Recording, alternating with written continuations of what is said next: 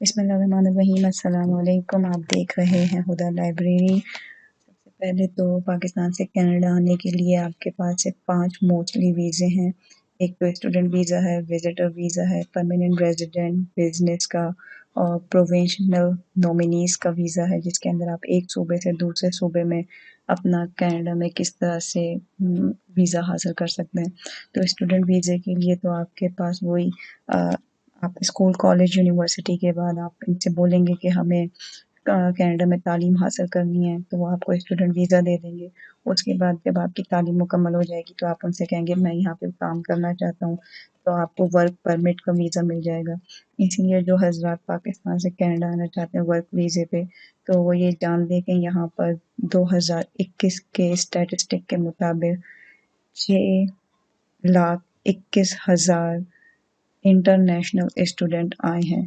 तो कनाडा की गवर्नमेंट उनको ज़्यादा प्रेफर करती है वर्क परमिट देने को। फिर उसके बाद आ जाता है बिज़नेस वीज़ा। बिज़नेस वीज़ा में आप ये बोलेंगे कि मेरे पास इतने पैसे हैं, मैं कनाडा में जाके ये वाला बिज़नेस करना चाहता हूँ और कनाडा के अंदर रहने वालों को इतने आदमियों को मैं जॉब दूंगा, इस तरह से मैं आपकी इकनॉमी को बढ़ाऊंगा, तो वो आपको कनाडा का वीज़ा दे देंगे। फिर जो है वो परमानेंट रेजिडेंट वालों का है। परमानेंट रेजिडेंट में वो आपको फैमिली के साथ भी बुला सकते हैं आपकी क्वालिफिकेशन के हिसाब से। फैमिली में आपके माँ बाप, मियाँ बीवी, बच्चे होंगे, और अगर बहन भाई 18 साल की उम्र से कम है तो आ सकते हैं।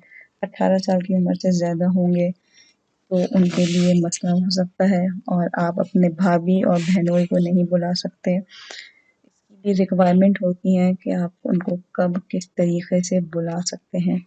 और जो सबसे नंबर 5 पे मैंने बताया प्रोविंशनल वाला, उसके अंदर आप अगर एक सूबे में रहते हैं और आपके पास किसी दूसरे सूबे में जाके काम करने का तजर्बा भी है, तालीम भी है, तो आप कनाडा की गवर्नमेंट को लीगल तरीके से बताएंगे तो वो आपको कनाडा का परमानेंट रेजिडेंट या विजिट वीज़ा लीगल तरीके से देगा, जिसको कहना चाहिए कानूनी तरीके से, क्योंकि गैर कानूनी तरीके से वो आपका सारा का सारा काम ख़राब कर देंगे और आप हमेशा के लिए कनाडा की आने वाली जो लिस्ट होती है उसमें से आपका नाम निकाल दिया जाएगा और फिर आप कभी कनाडा नहीं आ सकेंगे। तो इसलिए कोशिश करें कि सारा काम लीगल तरीके से करें। शुक्रिया। आप देख रहे थे और सुन रहे थे हुदा लाइब्रेरी।